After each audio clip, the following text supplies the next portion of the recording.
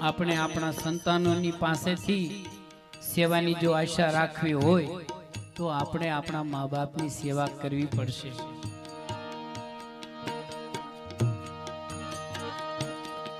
સંતાનથી સેવા ચહો, સંતાન છો સેવા કરો,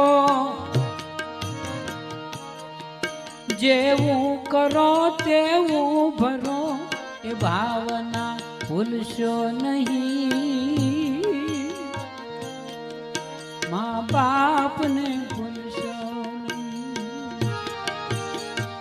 ભૂલો ભલે બીજું બધું, મા બાપને ભૂલશો નહીં.